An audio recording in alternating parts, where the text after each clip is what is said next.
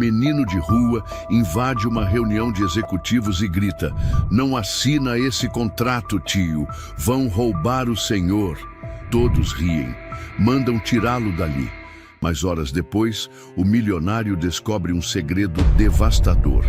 E o que acontece a seguir é simplesmente chocante. Se inscreva em nosso canal para não perder mais histórias emocionantes como esta e deixe o seu curtir no vídeo para continuar assistindo. Não assina esse contrato, tio. Vão roubar o senhor. O grito ecoou como um trovão na sala de reuniões envidraçada do grupo Autoré. Kaique estava parado na porta, arfando, os olhos arregalados, as mãos suadas segurando um envelope velho com papéis amassados. Seus pés descalços contrastavam brutalmente com o brilho do piso de mármore polido. Os engravatados congelaram. A caneta prateada de Eduardo Nogueira, presidente da empresa, pairava a milímetros do papel. "Que diabos?" murmurou alguém. O silêncio foi esmagador. Até o projetor na parede pareceu calar.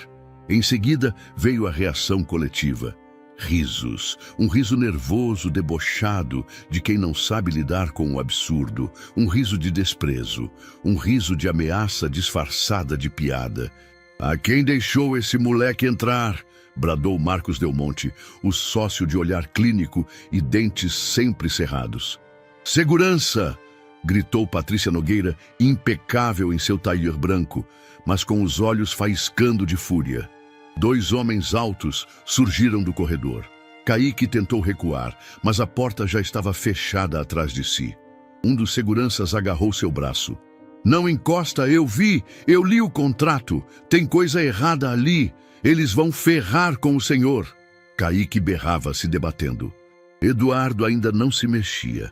A caneta continuava no ar. Os olhos dele estavam presos no menino, como se a voz frágil e desajeitada tivesse perfurado um véu invisível. "Qual cláusula?" perguntou ele baixinho. "A de débitos ocultos. Lá no fim. Letra miúda. Eu juro, tio, o senhor vai assumir uma dívida que não é sua. Eles já fizeram isso antes." "Calem esse moleque!" rugiu Marcos. Os seguranças arrastaram Kaique para fora e a porta se fechou com um estalo metálico. O rastro de sua voz ainda pairava no ar como fumaça depois do incêndio. Na sala, o riso cessara. Eduardo largou a caneta. O céu estava escuro demais para o horário. Chovia fino.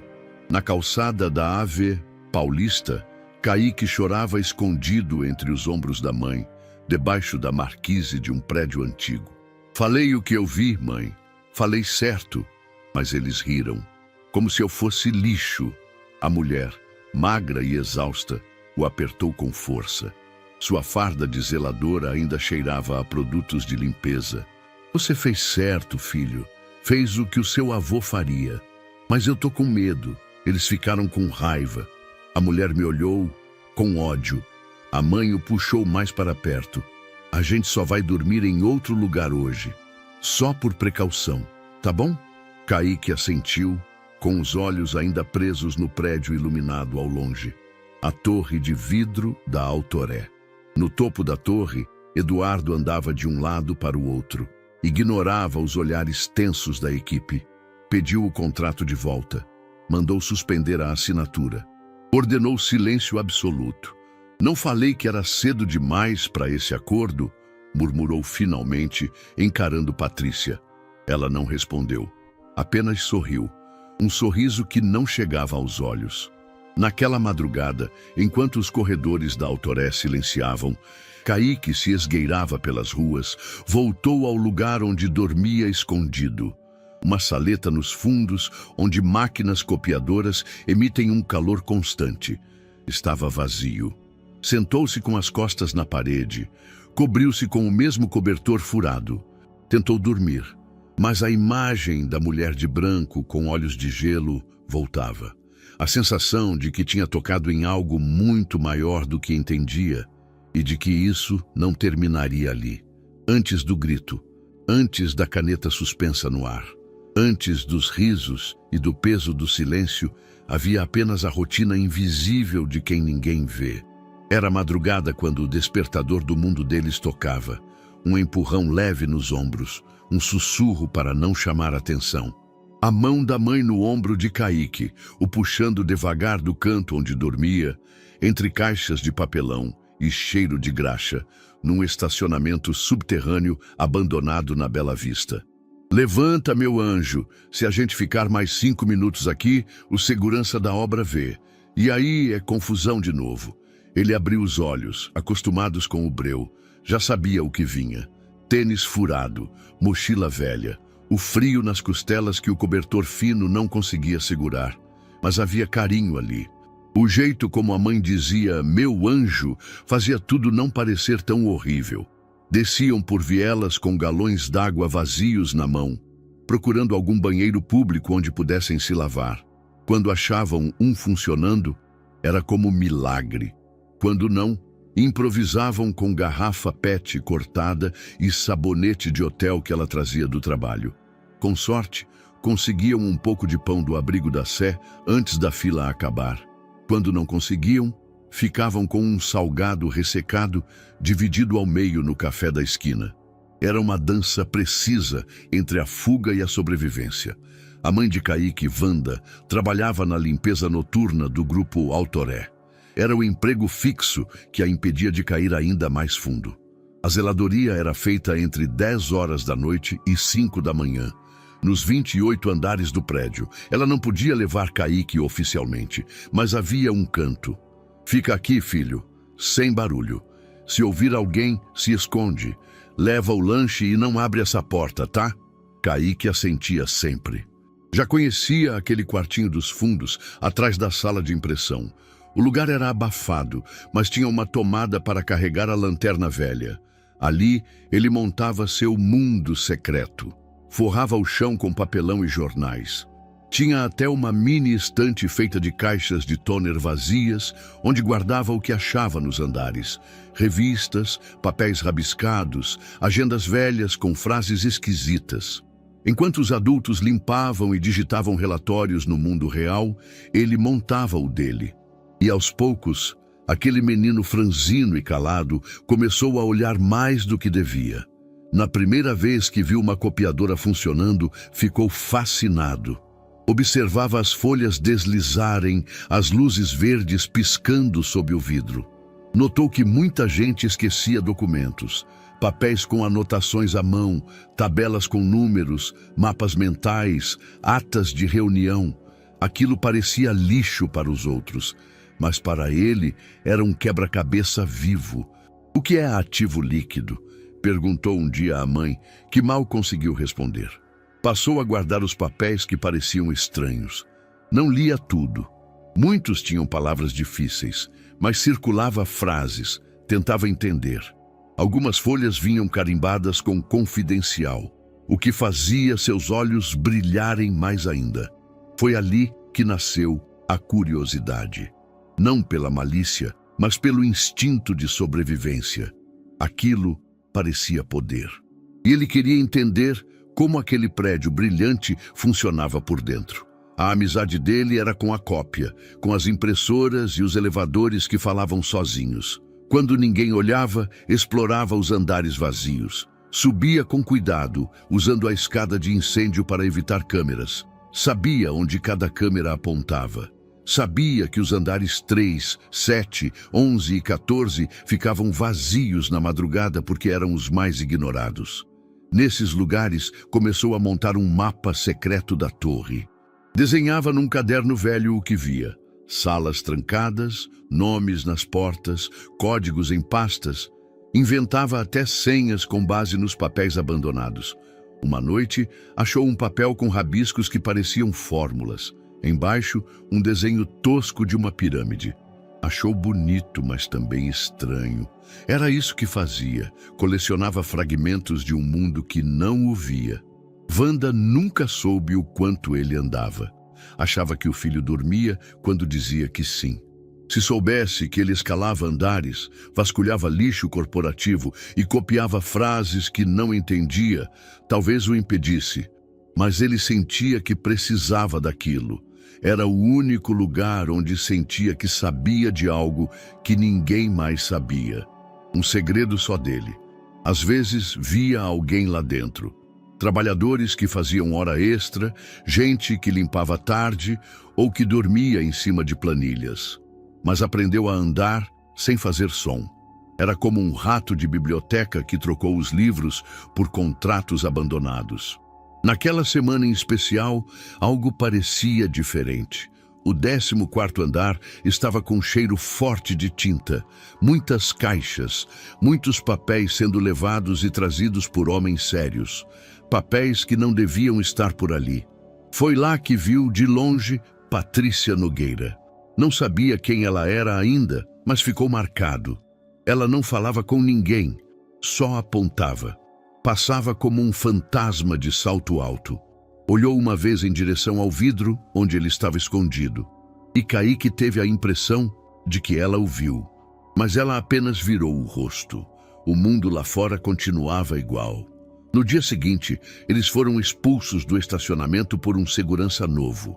Tiveram que dormir nos fundos de um estacionamento 24 horas, pagando R$ 5 para ficar invisível. Naquela noite, Wanda chorou de cócoras enquanto Kaique fingia dormir.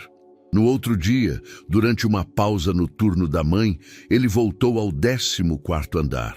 E foi ali que viu uma pasta caída, um contrato com mais de 10 páginas, espalhado pelo chão de uma sala de reunião. Ninguém por perto. Pegou, leu como pôde. O nome da empresa estava no topo, mas foi uma frase específica, quase no fim, que o fez congelar. O contratante assume integralmente qualquer passivo oculto de natureza jurídica, fiscal ou criminal. Passivo oculto, fiscal, criminal. As palavras do avô voltaram como eco. Quando uma coisa parece boa demais, alguém vai sair perdendo. Não sabia explicar, mas aquilo cheirava a armadilha. Voltou correndo para o quartinho dos fundos com o contrato nas mãos. Subiu até a luz. Subiu até o lugar onde tudo brilhava, onde tudo parecia imaculado. Sentia no peito. Algo grande estava prestes a explodir. A porta do 14º andar não fazia barulho. Kaique já sabia disso. Era a única que girava sem estalo. Ele empurrou com cuidado e entrou com a respiração contida, como se invadisse o cofre de um castelo. O corredor estava quase escuro, exceto pela luz azulada de uma impressora ainda ligada, piscando em alerta por falta de papel. Um zumbido distante vinha do ar-condicionado, ecoando como vento em caverna. Passos lentos, curvado. Ele já tinha mapeado os pontos cegos das câmeras. Aquela noite, porém, algo estava diferente. A sala de reuniões estava aberta, o que por si só já era esquisito. Geralmente trancavam tudo ao sair. Luz de tela ainda acesa. Uma cadeira virada. E no chão, como se alguém tivesse deixado cair apressadamente, uma pasta vermelha com folhas saindo pelos cantos. Kaique hesitou por um segundo. Lembrou da mãe. Não mexe no que não é teu, menino. Lembrou do avô. Quem presta atenção no que os outros ignoram, vê o que ninguém vê. Ele entrou. A luz branca refletia nos móveis de vidro e aço escovado. A pasta caída parecia deslocada naquele ambiente limpo demais. Como um corpo num crime mal disfarçado. Ajoelhou-se ao lado. Com as mãos sujas de grafite da mochila, puxou as folhas com cuidado. Eram páginas e mais páginas de um contrato, todas carimbadas com selos de revisado, aprovado e urgente. Algumas com nomes de advogados. O brasão da Autoré estampado no cabeçalho. Letras pequenas, parágrafos longos, mas algo no meio chamou a atenção. Uma mancha de café entre as páginas, como se alguém tivesse tentado escondê-la por acidente. Puxou aquela folha e leu, devagar, tropeçando nas palavras. Responsabilidade solidária, pela integralidade de débitos ocultos, de natureza criminal e fiscal. O coração bateu mais rápido. Ocultos? Sussurrou para si mesmo. Não sabia o que responsabilidade solidária queria dizer, mas a palavra ocultos já era suficiente para fazer a espinha gelar. Quem quer esconder dívida? E por que criminal? Se é dívida, já não é crime? Folheou mais. Muitos nomes, algumas assinaturas em cópia. Um espaço em branco aguardando o presidente executivo. Eduardo, leu em voz alta. Sim, era o nome do homem que ele via às vezes na TV da loja de eletrodomésticos, falando de negócios, de futuro, de Brasil. Kaique mordeu o lábio inferior. Sentiu o gosto metálico do medo. Olhou em volta. A sala parecia vigiá-lo. Tirou da mochila seu caderno velho, a capa rasgada mostrando as tripas da espiral. Pegou um lápis e começou a anotar as palavras que não entendia. Passivo oculto, natureza criminal, responsabilidade solidária, cláusula de confidencialidade reversa. Repetia as palavras em voz baixa, como se assim pudessem se revelar sozinhas. Passivo oculto, repetiu franzindo o rosto. Passivo. Lembrava de uma vez em que um moço disse que a empresa tinha muito passivo e pouco ativo. Devia ter a ver com dívida. Oculto. Escondido. Dívida escondida. De repente, o som da cadeira virada rangendo sozinha o fez saltar. O caderno caiu no chão. Ele congelou por um instante. Ninguém. Ainda assim, o ar parecia mais denso. Voltou a guardar o contrato na pasta com o máximo de cuidado que seus dedos trêmulos permitiam. Mas antes, arrancou a página com a cláusula estranha e a enfiou entre as páginas do seu caderno. A cópia de segurança. Do lado de fora, o elevador acendeu. Kaique correu até o canto da sala, se escondeu atrás da cortina larga que cobria a parede de vidro. Apertou o corpo contra o gesso. Respirou baixo. Porta do elevador abrindo. Vozes abafadas. Riso. Passos firmes. O contrato está todo redondo. Se ele não assinar agora, a gente perde a janela fiscal. Ele vai assinar. Nem leu metade. Confia. Mulher. Voz fria. Reta. Kaique reconheceu. Era ela, a de salto alto, a que não olhava nos olhos de ninguém. Ele fechou os olhos. Esperou. Passos indo embora. Porta fechando. Silêncio. Saiu do esconderijo como uma sombra. Rápido, silencioso e com uma certeza fincada no estômago. Aquele contrato era uma armadilha. Na escadaria de emergência, folheava o caderno como se fosse um mapa de guerra. As palavras estavam todas lá, como códigos, esperando serem decifrados. Débito criminal oculto. Isso não é só dívida, isso é cadeia.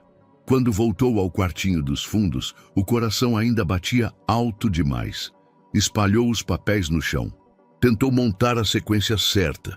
Imaginava o avô ali com ele, o velho que lia jornal em voz alta, que brigava com político na TV, que dizia: quando tudo parece muito bonito, é porque alguém vai pagar a conta. As peças se encaixavam como numa história de detetive, só que ele não era Sherlock. Era só um menino com fome e um caderno. Mas sabia, alguém ia se ferrar, e talvez ele fosse o único a perceber isso antes que fosse tarde demais.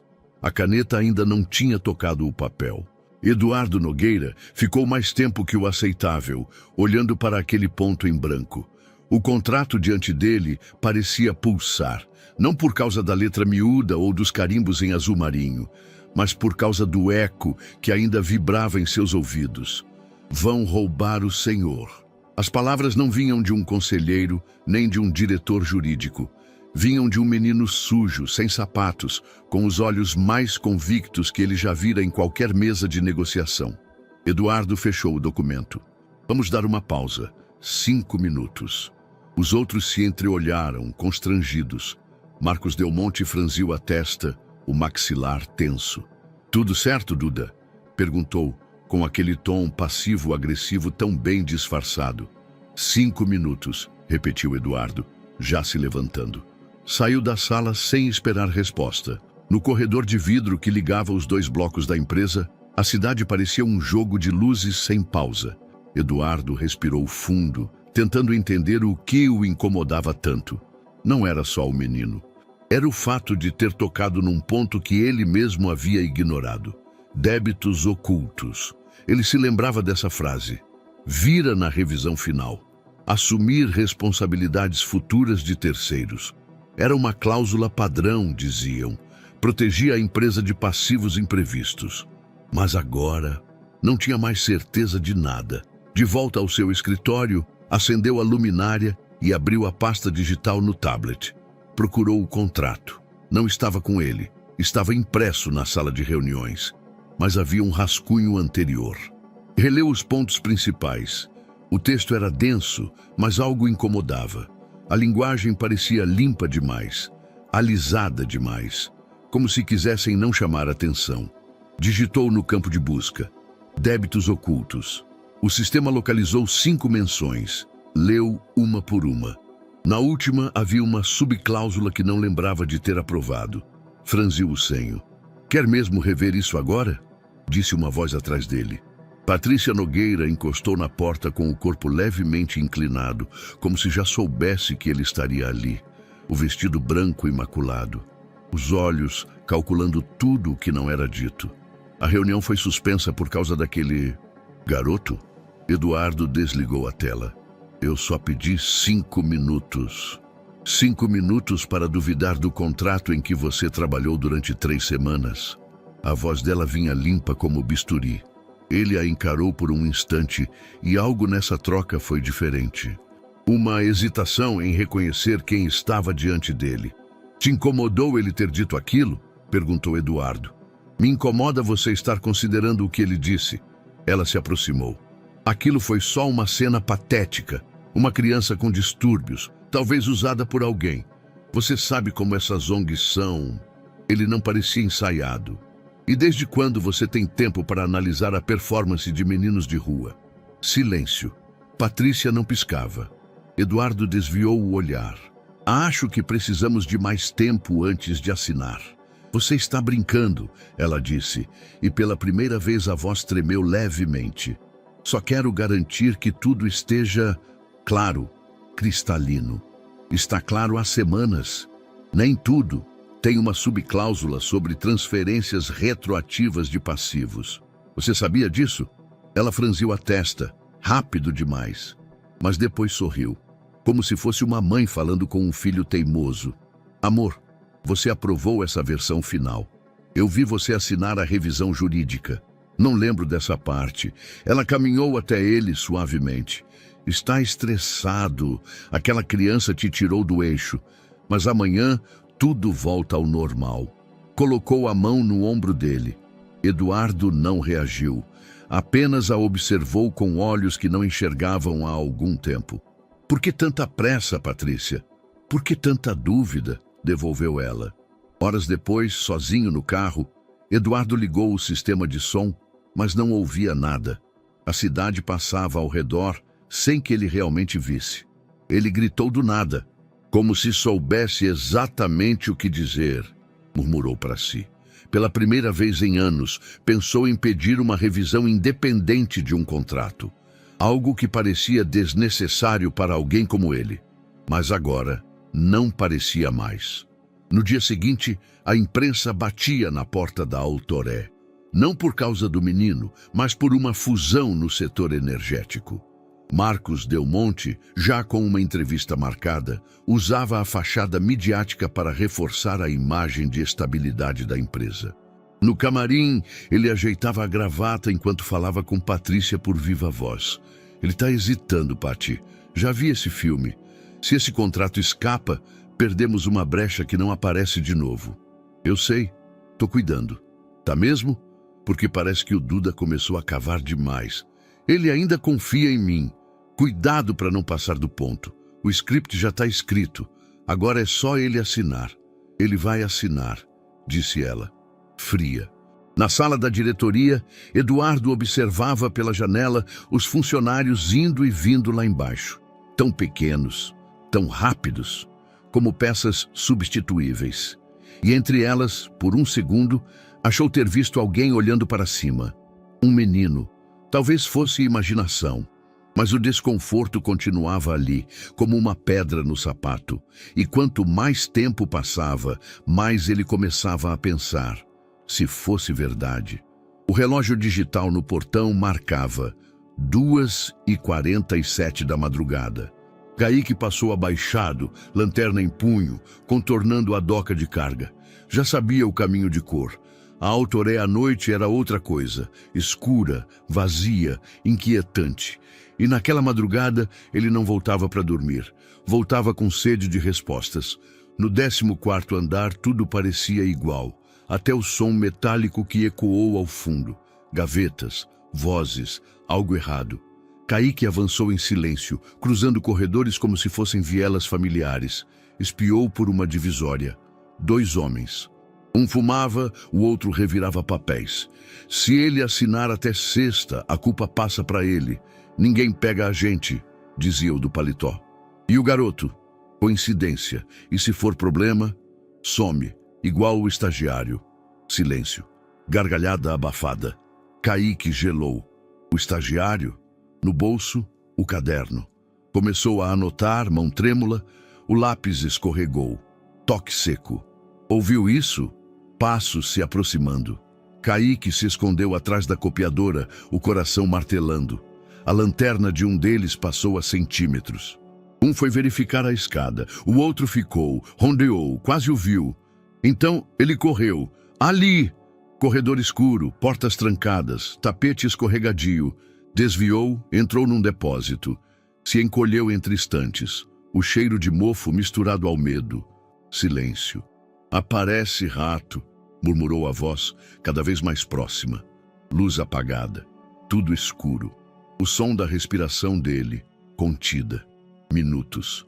Depois, passos recuando, a porta se fechando. Fim. Kaique esperou mais 5 minutos antes de sair. Desceu 14 andares correndo, tropeçando, arfando. Rasgou a mão na escada, mas não parou. No térreo, escapou pelo corredor dos fundos, cruzou o beiral e alcançou a rua. Ficou ali, ofegante, encarando a torre iluminada. A Autoré escondia mais do que cifras. Escondia gente, escondia armadilhas. Na mochila, o caderno apertado contra o peito. E na mente, a certeza. Ele estava no meio de algo grande e não podia, nem queria voltar atrás. Na manhã seguinte, Eduardo estava em sua sala antes do sol nascer. O prédio ainda dormia, os andares silenciosos como uma catedral de vidro. Ele se sentou diante da janela panorâmica e observou São Paulo engolida por uma névoa cinzenta, que encobria até os prédios vizinhos. Algo havia se instalado em sua mente, não apenas a imagem do menino de rua, mas o tom exato de sua voz. O tipo de frase que não se inventa, que se sabe. Abriu o notebook, entrou na rede da Autoré, acessou a pasta de contratos sigilosos e baixou a última versão do acordo de fusão. Depois pegou o celular pessoal, abriu a lista de contatos e desceu até um nome que não usava havia meses. Samuel Vasconcelos, auditor externo. Samuel era meticuloso. Antigo sócio de uma consultoria que prestava serviços à Autoré até 2 anos atrás, fora afastado por ser, nas palavras de Marcos Del Monte, excessivamente detalhista. Mas Eduardo o respeitava. Por isso mesmo, ligou. Mas Samuca, preciso de um favor em absoluto sigilo. Diga, vou te mandar um contrato. Quero que leia cada linha, cada nota de rodapé. E se achar alguma coisa fora do padrão, qualquer coisa mesmo, me liga. Hoje ainda. Entendido. Sigilo total? Total. Qual o nome do arquivo? Só leia quando receber por e-mail. Vai chegar criptografado. 15 minutos depois, o e-mail foi enviado com um código de dupla autenticação. Eduardo fechou o notebook e se recostou na poltrona, olhando para a xícara de café ainda intocada. Sabia que estava cruzando uma linha, que iniciar uma auditoria paralela era, para todos os efeitos, um voto de desconfiança. Não apenas na equipe jurídica, mas também na própria esposa. E esse era o verdadeiro problema. Patrícia apareceu na sala pouco depois das 9 horas, já vestida para uma reunião com o departamento de marketing. Ela entrou como sempre, postura firme, perfume marcante, passos silenciosos. Dormiu aqui? Perguntou, ajeitando uma pulseira no pulso. Cheguei cedo. Pensei em passar na sala de reunião e revisar os slides da apresentação da tarde. Ainda quer manter aquela pausa na assinatura? Eduardo olhou para ela com a expressão neutra de quem pesa palavras antes de soltá-las. Por enquanto, sim. Tem algum motivo além do garoto da rua? O tom era gentil, mas o olhar calculava. Estou me perguntando por que fizemos tanta questão de acelerar algo tão complexo. Porque o mercado não espera e porque já temos tudo alinhado. As cláusulas, os ativos, os pareceres. Os pareceres de quem?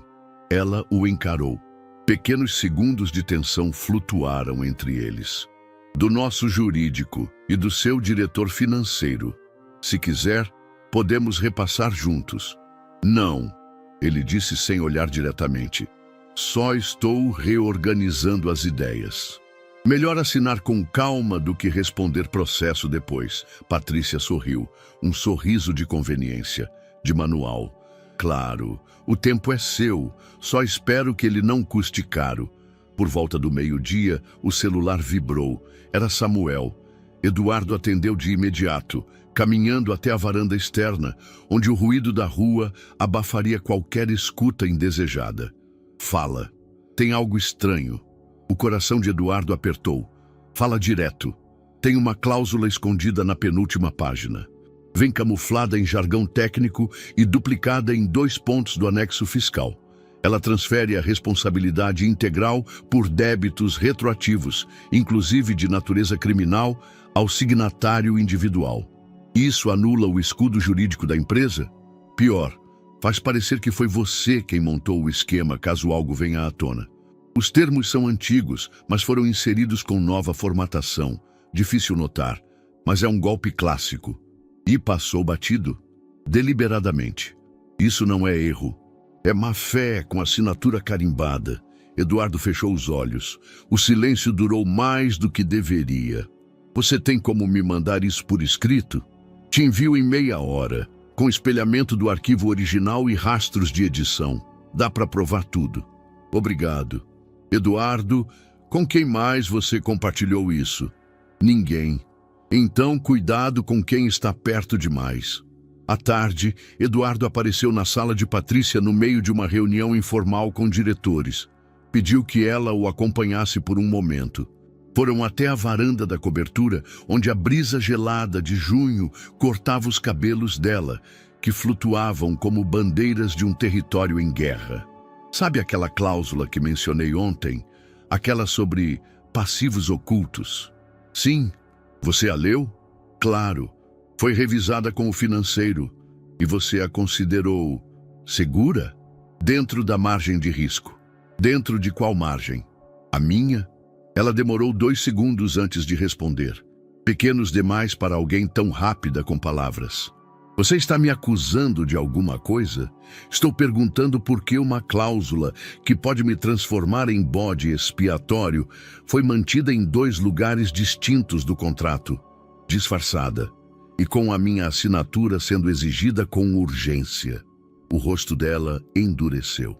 Você sabe que eu não opero as cláusulas. Eu supervisiono. Confio nos advogados. Confiança, ele disse. É o que está em análise agora. Ela se afastou um passo, pequeno, quase imperceptível. Cuidado com onde pisa, Eduardo. Porque às vezes a dúvida contamina mais do que a mentira. Ele assentiu devagar. E às vezes o silêncio entrega mais do que qualquer confissão. À noite, em casa, o jantar foi silencioso. Patrícia mexia na salada sem apetite. Eduardo respondia e-mails sem olhar para o prato. Na televisão, o noticiário falava sobre os avanços do setor de energia após recentes aquisições. A fusão da Autoré não foi mencionada, ainda, mas o peso de tudo que estava por trás do silêncio crescia. E Eduardo, pela primeira vez em anos, não se sentia o dono da empresa. Sentia-se refém de algo que ainda não conseguia nomear completamente. A notícia chegou a Patrícia por meio de um telefonema seco, às 6h41 da manhã. Ele voltou ao prédio. Mexeu em papéis do arquivo. A gente viu depois nas câmeras de manutenção. Conseguiu sair sem ser pego, mas levou coisa. Ela não respondeu de imediato. Passou os dedos lentamente pelo braço da poltrona de couro. Estava na suíte do hotel onde passava a semana quando não dormia no apartamento com Eduardo, coisa cada vez mais frequente. A televisão ligada em mudo mostrava imagens aéreas de São Paulo congestionada. Que tipo de coisa? Não sabemos ao certo, mas tinha uma cópia na mão e fugiu como quem conhece o terreno. Sabia exatamente onde não pisar. O nome dele? Kaique. Kaique dos Santos. Endereço? Nômade. Vive com a mãe, uma zeladora da própria Autoré. Dormem em abrigos diferentes. Às vezes, em estacionamentos. Patrícia respirou fundo. Pela primeira vez havia uma fissura no tom controlado. A gente não precisa de escândalo agora. Resolva. Quer que o garoto desapareça? Ela hesitou por um segundo. Não era o tipo de coisa que se diz. Mas também não era o tipo de coisa que se precisa dizer duas vezes. Quero silêncio e rapidez. Desligou. Kaique sentia que algo estava errado desde a manhã anterior. Havia olhares onde antes havia descaso. A mulher da lanchonete, na qual às vezes recebiam restos de comida, passou por ele e cochichou algo para um homem encostado na parede. O segurança do prédio vizinho os encarou por segundos demais. O motorista de aplicativo, que sua mãe cogitou chamar, de repente, cancelou a corrida assim que viu o rosto dela. Eles estavam sendo observados. "Mãe", disse ele enquanto cruzavam a esquina da Rua Augusta com a Antônio Carlos. "A gente podia ir por outro caminho hoje." "Por quê?" "Não sei. Sinto que tem gente olhando demais." Ela parou por um instante, olhou em volta, fingiu mexer na bolsa. E de fato havia um homem no outro lado da rua. Casaco preto, capuz, aparentemente distraído, mas com olhos que não piscavam. "Anda, vem comigo", disse ela apertando o passo. No final da tarde, enquanto Wanda fazia um turno extra de faxina em um pequeno escritório de advocacia, Kaique resolveu esperar do lado de fora, próximo à entrada do metrô. Carregava a mochila apertada contra o peito como um escudo. Foi então que um homem o abordou. "Você é o Kaique?" Ele congelou. O homem era alto, barba mal feita, óculos escuros mesmo com o céu nublado, terno sem gravata, postura de quem não era dali, um sotaque estranho, a voz calma demais. "Tenho uma mensagem para você." Kaique deu um passo para trás. "Não quero nada. Acho que vai querer. É sobre a Autoré." O menino girou nos calcanhares e correu. O homem seguiu. O barulho dos passos ecoava pelas lajes da calçada. As pessoas não perceberam. Kaique virou à esquerda, depois à direita, cruzou entre bancas de jornal e saltou por cima de uma corrente que cercava a entrada de um prédio. O homem vinha logo atrás. Não corria em desespero, corria como quem tem tempo, como quem já sabe para onde o outro vai. Kaique entrou por uma rua lateral e viu ao longe um ônibus estacionado no ponto. Linhas escritas em letras gastas. 824, Parque Dom Pedro II. Sem pensar, mergulhou pela porta traseira, que acabava de ser liberada para um passageiro descer. Subiu os degraus cambaleando e gritou para o motorista: "Vai sair agora? Já tô fechando a porta, moleque." "Fecha, fecha, por favor." O motorista hesitou. O homem apareceu na esquina. Kaique olhou para ele. Por um instante, os olhos se cruzaram. O motorista fechou a porta com um baque. O ônibus começou a se mover. O homem parou na calçada, sorriu, mas não acenou, apenas virou de costas e desapareceu pela multidão. Dentro do ônibus, Kaique se encolheu no último banco, entre duas mochilas escolares esquecidas. Suava. O coração batia forte demais. O ar parecia quente, denso. Tentou respirar, devagar. Tentou pensar. Eles sabiam quem ele era. Sabiam o nome da mãe. Sabiam que ele tinha visto algo. Tentaram falar com ele. Se não tivesse corrido, fechou os olhos. Na mochila, o caderno, o papel da cláusula. As palavras que ninguém queria que ele lesse. Ele agora sabia que não era só um incômodo. Era uma ameaça. E do outro lado, Não estavam apenas adultos engravatados, estavam lobos. O ônibus seguiu pela Avenida Consolação e ele olhava a cidade como se fosse nova. Cada poste parecia esconder alguém. Cada pessoa com celular parecia um informante. Cada vitrine, um espelho atrás do qual o observavam. Ele sabia que a partir dali não podia mais dormir nos mesmos cantos. Não podia mais caminhar pelos mesmos corredores, porque agora os ratos do porão sabiam que ele os vira. E ratos, quando ameaçados, mordem. O sol já havia nascido quando Lorena Maia chegou à sede do Grupo Autoré naquela manhã. O salto médio ecoava no mármore da entrada, mas os olhos estavam cansados. Dormira pouco. As mensagens no grupo de advogados haviam parado depois da meia-noite, mas a mente continuara girando como fax de máquina velha. Ela era especialista em contratos, embora sentisse há tempos que mais defendia interesses podres do que justiça.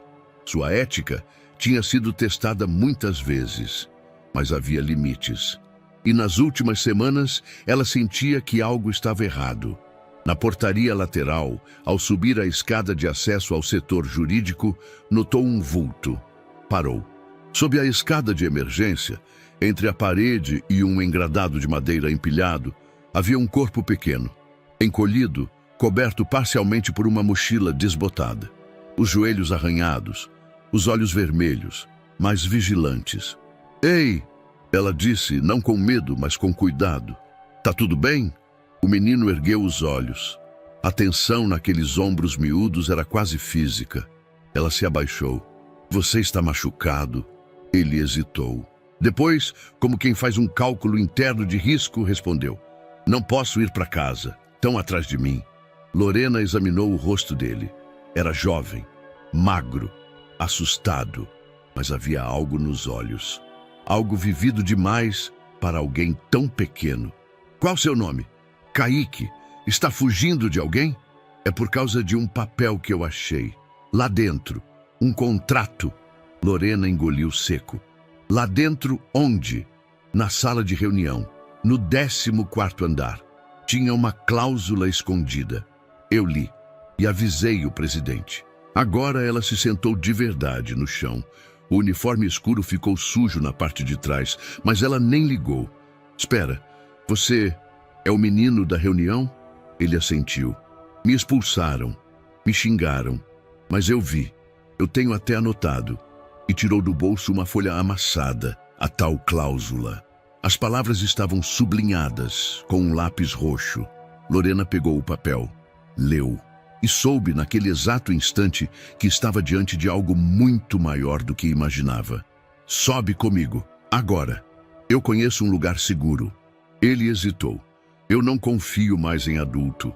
Ela respirou fundo, baixou o tom, apontou para o crachá. "Eu trabalho aqui, mas não sou amiga de todo mundo. Eu já desconfiava dessa papelada. Você não está errado. Me deixa te ajudar." Kaique olhou para ela. Não havia ternos, nem salto alto de chefe, nem tom de comando. Era só uma mulher tentando convencer um menino a não fugir mais uma vez. "Tá bom, mas só se a gente sair rápido." "A gente vai." Lorena levou Kaique até o estacionamento dos fundos. De lá, pegou o próprio carro, um hatch antigo, mas limpo, e dirigiu até um pequeno abrigo comunitário numa travessa perto do Cambuci. Era um lugar onde já havia encaminhado 2 mães em situação de risco. Nada de luxo, mas seguro, sem burocracia. No caminho, ela não fez perguntas. Apenas ofereceu água e um sanduíche que tinha na bolsa. Kaique devorou em silêncio. Quando chegaram, ela conversou com a coordenadora. Explicou que ele não poderia ser registrado formalmente ainda.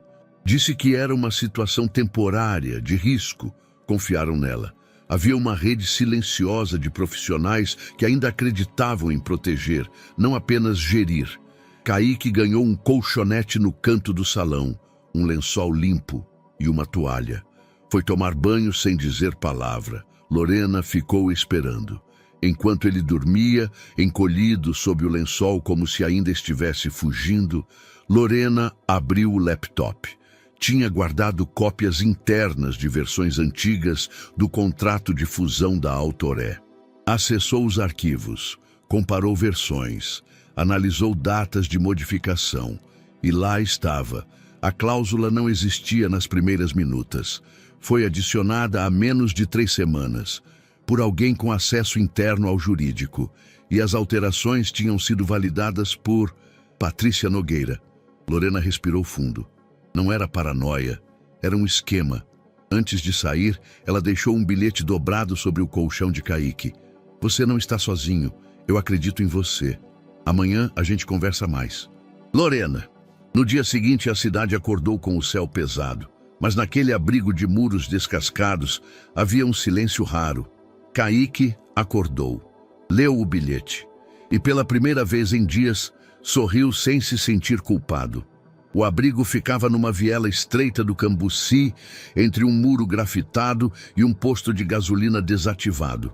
Por fora, parecia só mais uma casa esquecida pela pressa da cidade. Por dentro, era um mundo de silêncios quebrados. Kaique acordou cedo, antes dos outros. O lençol estava embolado nos pés e a camiseta grudada no corpo por causa do calor abafado. Ainda era difícil acreditar que estava seguro ali. Nenhuma porta batendo, nenhum grito distante, nenhum som de passos apressados à noite. Ainda assim, não dormira bem. Sonhara com corredores vazios, arquivos caindo e uma voz que dizia sem rosto: agora você sabe demais.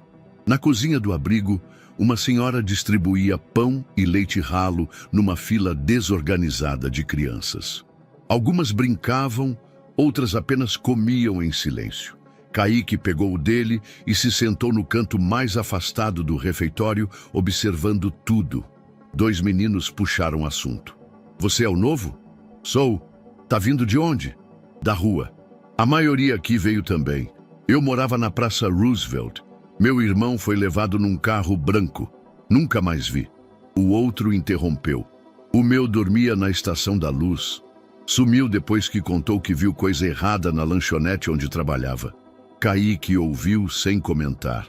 Havia uma linha invisível de dor entre todos ali. Cada um com uma história que não cabia em palavras simples. E você, viu coisa errada também? Perguntou um deles. Kaique apenas balançou a cabeça. Não sabia explicar e não queria expor Lorena, nem a si mesmo.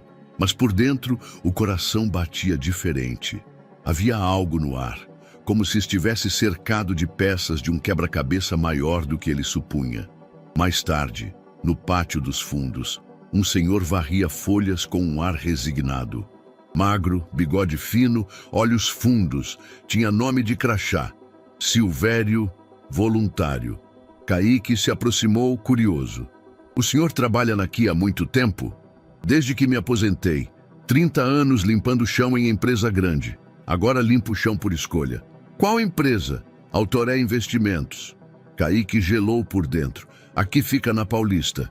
Aquela mesma, mas isso foi antes, quando ainda se chamava Gomes & Nogueira, antes da fusão. Silvério continuou varrendo. Depois parou. Você trabalha lá? Kaique hesitou. Mais ou menos. Silvério soltou uma risada seca, como se reconhecesse o tipo. Te vi ali dentro, né? Nos fundos, nas madrugadas. Você é o menino que ficava atrás das copiadoras. Kaique arregalou os olhos. O senhor me viu? Eu via mais do que deixava parecer. Aprendi isso com o tempo. Menino quieto que não mexe onde não deve, eu deixava em paz. Kaique se aproximou. O senhor já viu algo errado por lá? Silvério parou. Olhou em volta. Baixou o tom. Uma vez, um estagiário sumiu. Gente boa. Tímido, mas esperto. Disse que tinha descoberto uns documentos errados. Ia denunciar. Sumiu dias depois. Ninguém falou mais nada. Como era o nome dele? Silvério coçou a barba, pensou um instante. Rodrigo Abreu. Tinha uns 20 e poucos anos. Kaique fechou os olhos. Rodrigo Abreu. O nome estava na última página da pasta vermelha. Ele tinha circulado de lápis sem entender por quê. Era um dos revisores do contrato. Ou pelo menos, parecia ter sido. Ele era da parte de contratos? Acho que sim. Vivia imprimindo papel e reclamando de revisão. Silvério voltou a varrer, mas o olhar ficou distante. Um dia ele deixou um pendrive no vestiário. Nunca voltou para buscar. Depois disso, cortaram até o armário dele. Disseram que foi transferido. Mas ninguém transferido some sem levar nem mochila. Kaique sentou no degrau. A mente voava em 1000 direções. Rodrigo Abreu, o estagiário que sumiu. A mesma cláusula que ele descobriu. A mesma empresa, o mesmo silêncio. Naquela noite, deitado no colchonete, Kaique repassava cada palavra dita por Silvério. As vozes das crianças no pátio, as histórias de irmãos e amigos que desapareceram, tudo parecia ganhar forma, como se estivessem desenhando um mapa que só ele via. Pegou seu caderno e escreveu: Rodrigo Abreu, estagiário desaparecido pendrive, vestiário cláusula escondida, revisão de contrato. Fechou o caderno. E pela primeira vez, sentiu que não era só ele contra o mundo. Outros também sabiam, outros também sumiram. E agora ele começava a entender o que estava realmente em jogo. O abrigo ainda vivia em meio a ruídos pequenos, passos apressados, panelas batendo, alguém rindo por trás de um portão. O eco de vozes juvenis que cresciam no volume e depois sumiam como ondas. Naquela tarde abafada, Kaique ajudava um dos coordenadores a trocar uma lâmpada queimada no depósito. A escada de ferro estava instável e o teto baixo demais. Kaique segurava a lanterna, subia devagar pelos degraus, equilibrando o foco de luz na direção da luminária antiga. "Cuidado aí em cima", disse a coordenadora. "Tô vendo, só preciso..." Ele esticou o braço, mas ao apoiar a mão na parede sentiu algo estranho. Um som oco. Olhou melhor. Uma das placas de manutenção de madeira próximas à luminária parecia solta. Curiosidade. Ele tocou com cuidado, forçou com as unhas sujas. A placa cedeu alguns centímetros e atrás dela, entre poeira, fios expostos e uma teia de aranha espessa, havia algo, pequeno, retangular, envolto em fita adesiva fosca. Kaique puxou com cuidado. Um pendrive. À noite, esperou todos dormirem. Deitado no colchonete, ouviu os sons da cidade abafados pelas paredes de concreto. Quando sentiu que o silêncio era seguro, levantou-se com cuidado, calçou o tênis sem amarrar os cadarços e seguiu até a sala dos fundos, onde Lorena costumava deixar o notebook trancado. Ela havia lhe dado uma cópia da chave dias antes, para emergências. Isso parecia uma. Ligou o notebook. O ventilador do equipamento zumbiu baixo. A tela piscou. Ele conectou o pendrive. A primeira pasta se chamava Instrução RA, Rodrigo Abreu. Dentro, uma sequência de arquivos nomeados por datas, títulos confusos, siglas empresariais e vídeos. Um total de 5. Abriu o primeiro. Imagem tremida. Câmera de segurança de uma sala de reunião. Em silêncio, 3 homens conversavam, gesticulando em torno de papéis espalhados sobre a mesa. Marcos Del Monte era um deles. O outro parecia um gerente.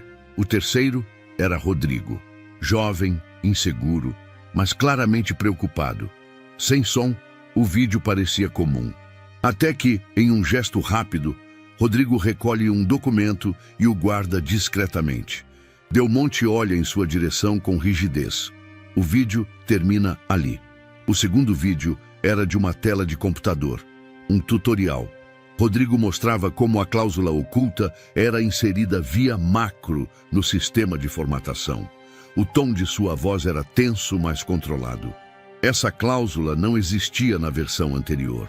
Foi inserida manualmente, por fora dos canais jurídicos padrão. E está mascarada por código que a torna invisível nos leitores tradicionais de contrato, dizia. Kaique pausou. Engoliu seco. Abriu um dos e-mails arquivados. Era um print de tela com assunto Revisão Final Sigilosa. Enviado de um e-mail criptografado com domínio da Autoré. O remetente aparecia como Nogueira, @Autore. Kaique reconheceu o nome. Desceu até a última linha do texto. Em letras pequenas, quase apagadas, lia-se: confirme o uso do código reverso no anexo Gundo. Risco já deslocado. Ele não entendeu tudo, mas entendeu o suficiente para sentir o peito pesar. Aquilo era a armadilha legal, e alguém tentava encobrir. Lorena chegou ao abrigo por volta das 9 da manhã seguinte. Trazia uma sacola com pães, frutas e um novo estojo de lápis que tinha prometido a Kaique.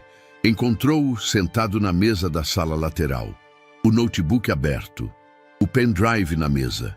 Bom dia, Kaique. Que foi? Ele apenas apontou para a tela. Lorena largou a sacola, se aproximou. Deu play no vídeo, assistiu, leu. Silêncio absoluto. As pupilas dela se contraíram. A respiração ficou mais lenta. Onde você achou isso? Atrás da parede do depósito. Estava escondido. O Silvério disse que o Rodrigo tinha sumido e que deixou um pendrive. Eu lembrei. Ela olhou para ele como se visse não uma criança, mas um sobrevivente. Esse material é pesado. É real? Muito. Ela puxou o notebook para perto, copiou os arquivos para um HD externo, depois retirou o pendrive e o guardou num envelope. Isso não pode ficar aqui. A senhora vai fazer o quê? Ela encarou Kaique. Vou falar com quem tem poder para ouvir, mas gente que não faz parte do sistema. Polícia Federal. Na mesma tarde, Lorena entrou num prédio do centro de São Paulo, sede regional da Polícia Federal. Não passou pela triagem comum. Usou uma entrada lateral. Conversou com uma agente da corregedoria com quem já havia trabalhado indiretamente. Apresentou o material. Explicou a origem. O risco. Pediu sigilo absoluto. A senhora confia no menino? Com a minha vida. Ele viu antes de todo mundo. E está correndo risco por isso. Na saída, o vento soprou forte pelas escadarias. Lorena parou por um instante, olhando para o céu nublado. Não havia mais como voltar atrás. Agora, ela também fazia parte daquilo. E o nome de Rodrigo Abreu voltava, cada vez mais forte, como um grito que ninguém ouviu. Até agora. Antes de ser um nome rabiscado num caderno de menino, Rodrigo Abreu era só mais um entre os muitos rostos apagados nos corredores da Autoré. Tinha 22 anos. Viera de uma faculdade pública na Zona Leste. Tímido, mas atento, Rodrigo não era o tipo que falava alto nas reuniões, nem fazia parte dos favoritos da diretoria. Ficava nas bordas, absorvendo tudo com olhos calmos e expressão quieta. Seu crachá dizia estagiário jurídico, mas o que ele realmente fazia era carregar pilhas de contratos de um lado para o outro, revisar tabelas e monitorar versões de documentos que pareciam se duplicar a cada semana. Rodrigo gostava dos detalhes. Era desses que percebem quando uma vírgula desaparece entre revisões. Por isso, começou a notar. O documento chamava a atenção não pelo conteúdo, mas pelas alterações discretas. Versão após versão, parágrafos inteiros eram modificados e substituídos por blocos de texto que ninguém, ao que parecia, questionava. Um dia, imprimiu 3 versões diferentes da mesma cláusula fiscal. Colocou-as lado a lado.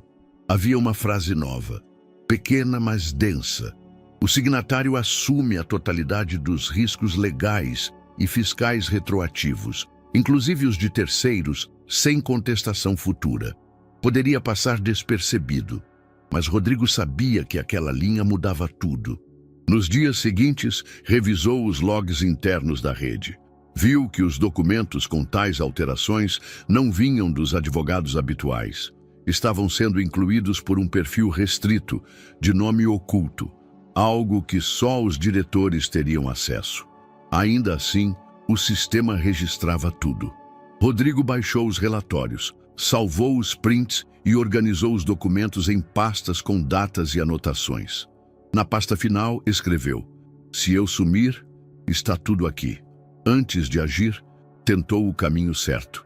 Procurou uma funcionária do RH, Mariana, que havia sido gentil com ele nos primeiros meses. Puxou conversa durante um café. "Mari, Posso te mostrar uma coisa? Se for mais um daqueles contratos intermináveis... Não, é sério. Acho que tem algo errado. Uma cláusula inserida sem aviso.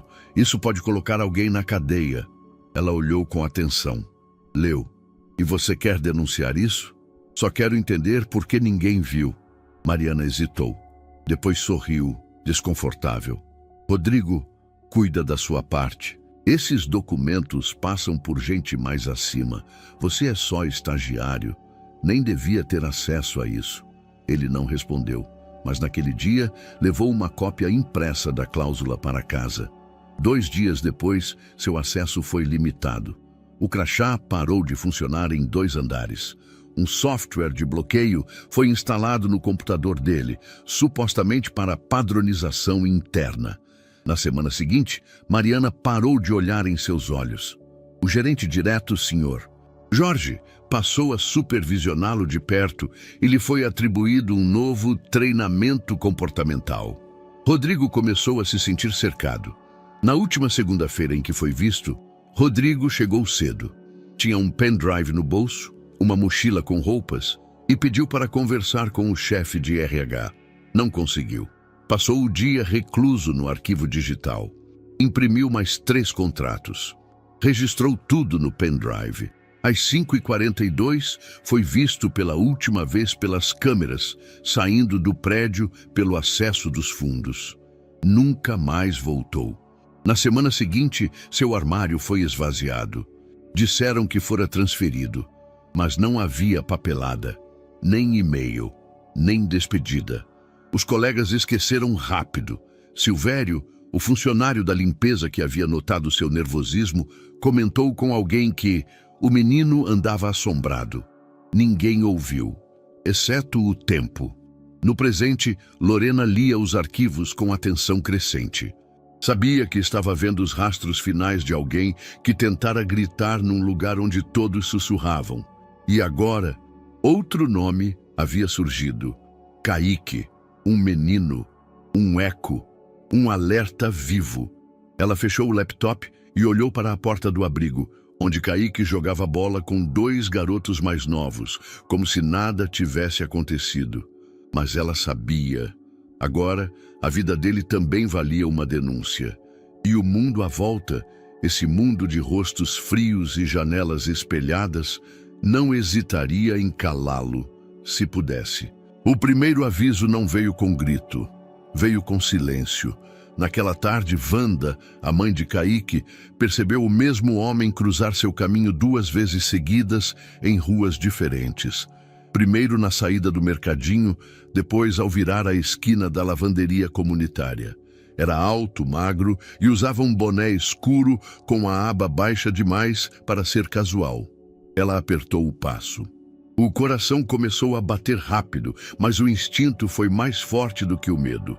Parou de andar, virou-se de uma vez, encarando o homem como quem diz, eu te vi. Ele cruzou os braços. Depois virou a esquina, sem dizer nada. Lorena, por sua vez, recebeu um envelope pardo sobre a mesa do escritório. Nenhum remetente. Apenas seu nome manuscrito com caneta preta, caligrafia elegante demais para parecer apressada. Dentro, uma única folha impressa, uma foto do carro dela estacionado na porta do abrigo. Abaixo da imagem, uma frase curta. Você não tem filhos. Não cause o luto de outra mãe. Ela congelou. Não havia assinatura, nem endereço, nem e-mail. Mas a mensagem estava clara. Na sede da Autoré, Eduardo Nogueira observava os telões de andamento financeiro da empresa sem realmente vê-los. Marcos Del Monte entrou sem bater. Trazia um dossiê na mão e um sorriso que parecia esculpido em pedra. Precisamos falar, sério. Sobre o quê? Sobre você. Ou melhor, sobre o risco que você está se tornando para si mesmo. Eduardo permaneceu calado. Marcos se sentou, abriu o dossiê e empurrou para o lado dele. Esse material ainda não foi para a imprensa, nem para o conselho. Eram fotos, print de e-mails antigos, trocas de mensagens editadas, tudo montado para parecer que Eduardo havia aprovado cláusulas suspeitas em outros contratos. contratos que ele sequer lembrava de ter lido. Isso é ameaça? É prevenção. E o que você quer? Que pare de fuçar, assine o contrato, cumpra sua função e ninguém mais sofre. E se eu não assinar? A vida é feita de escolhas, Duda. Você escolhe se quer sair como visionário ou como cúmplice. Eduardo fechou a pasta, mas algo dentro dele se quebrou de vez. Naquela noite, São Paulo afundava sob uma tempestade. Raios rasgavam o céu como feridas iluminadas. O abrigo perdeu a luz por 2 horas e o gerador demorou a funcionar. Kaique, inquieto, decidiu ir até o mercadinho da esquina, onde sabia que ainda vendiam pão quente depois das 9. Levava a mochila nas costas, usava o capuz. Atravessou a rua correndo, desviando das poças, e pegou o atalho por um beco entre 2 prédios comerciais. Ouviu algo, rodas derrapando, faróis acesos, um carro preto acelerando direto na sua direção. Não havia tempo. Kaique largou a mochila e correu em linha reta. O carro avançava rápido, pneus chiando contra o asfalto molhado. O farol iluminava a parede do beco, espirrando água em todas as direções. Ele saltou contra um portão enferrujado, escorregou na parede e caiu de lado, batendo o ombro no chão. O carro passou a centímetros, não parou, não olhou, desapareceu na próxima esquina. Kaique ficou ali, encharcado, com o ombro ardendo e a respiração entrecortada. Ninguém na rua, só o som da chuva. Quando voltou ao abrigo, Lorena já estava lá. Ele entrou trêmulo, com a camisa grudando no corpo, e disse baixo: "Tentaram me pegar, um carro, no beco. Foi de propósito." Ela o abraçou sem dizer nada. Na mão dela ainda estava o envelope. Naquela madrugada, Lorena não dormiu. Passou horas digitando relatórios, organizando os arquivos que Kaique havia descoberto e redigindo um novo dossiê. Agora, tudo tinha mudado. Antes, eram papéis perigosos. Agora, eram vidas em risco. O relógio marcava 10 horas quando Eduardo Nogueira entrou no apartamento de cobertura na Vila Nova Conceição. A porta se fechou atrás dele com um estalo surdo. O som seco ecoou nos mármores da sala silenciosa como um estalo de rompimento. No canto, a luz amarela do abajur iluminava Patrícia. Sentada com as pernas cruzadas em frente à lareira elétrica, lia uma revista de arquitetura com um copo de vinho ao lado. Ela levantou os olhos e sorriu. "Trabalhou até tarde?" perguntou com a suavidade calculada de quem domina o próprio cenário. "A gente precisa conversar", disse Eduardo, ainda sem tirar o paletó. A voz soava firme, mas cansada. Uma exaustão que vinha do estômago e subia como náusea. Patrícia apoiou a taça na mesinha de vidro, nenhuma tensão aparente. "Claro, meu amor. Sobre o quê?" Eduardo caminhou até a janela e abriu as cortinas. A cidade abaixo ainda pulsava. Carros, buzinas, luzes de freio vermelhas costurando o asfalto como fios elétricos. Ele não se virou quando falou. "Sobre o Rodrigo Abreu e o contrato e tudo que você vem tentando esconder." Silêncio. Lento, ele girou o corpo e a encarou. "Você achou que eu não ia descobrir? Achei o pendrive, vi os vídeos, ouvi as gravações. Você me colocou como fiador de um esquema criminoso. Ele respirou. "Eu ia assinar aquilo, Patrícia. Você me entregou. Me entregou como se eu fosse só um fantoche." A mulher apenas o observava. Uma quietude glacial tomou conta do rosto. Depois, um sorriso leve, quase triste. "Eduardo, você está ouvindo quem? Um menino de rua? Uma advogada que mora num abrigo? Um estagiário que nem sequer está mais vivo?" Ele não respondeu de imediato. "Você sabia que o menino quase foi atropelado ontem?" Patrícia suspirou. "Olha onde você está se metendo. Ou melhor, com quem? Com quem teve coragem de me impedir de assinar? Coisa que você não teve." Ela se levantou devagar. "Eu tive coragem de proteger o que construímos. Enquanto você fazia discursos sobre ética, alguém precisava fazer o trabalho sujo. Eu fiz por nós. Você mentiu, armou, Tentou calar pessoas. Eu preservei. O mundo que você idealiza não existe, Duda. Eu só fiz o que precisava ser feito. Ele se aproximou. Agora estavam a 2 passos de distância. Você está com o Marcos? A pergunta cortou o ar como navalha. Patrícia não recuou. Estou com quem entende o jogo. E sinceramente esperava que você já tivesse entendido também. Você está me ameaçando? Ela deu um passo adiante. Estou te mostrando o que acontece com quem tenta jogar limpo num tabuleiro sujo. E se eu expuser tudo? Ela inclinou a cabeça. Você será o primeiro a cair. Os contratos estão no seu nome, as decisões registradas no seu e-mail. O conselho não vai defender você. Eles vão te devorar. Eduardo respirou fundo. Então é isso. Acabou. Patrícia voltou à poltrona. Pegou o vinho e bebeu sem pressa. Nada acaba, Duda. Só muda de lado. 2 horas depois, Eduardo estacionava seu carro em frente a um prédio de vidro. Entrou pelo acesso de funcionários, subiu até o último andar e trancou-se em sua sala. Lá dentro, acendeu apenas uma luminária pequena e ligou o notebook. Digitou a senha do cofre digital da empresa. Baixou os documentos que o auditor confiável havia salvado em silêncio. Arquivos em camadas, duplicações, versões de contratos que contavam diferentes versões de uma mesma verdade. Eram centenas de páginas. Eram palavras envenenadas, códigos jurídicos que viravam armadilhas. Um deles, risco deslocado mediante cláusula fiscal retrógrada, o fez sentir o estômago embrulhar. Era uma frase técnica, mas ele sabia o que significava agora. Alguém pagaria pelos pecados de outros. E esse alguém seria ele. Fechou os olhos.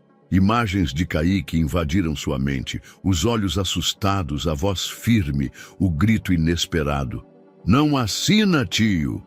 A frase ainda vibrava como sineta em sua consciência.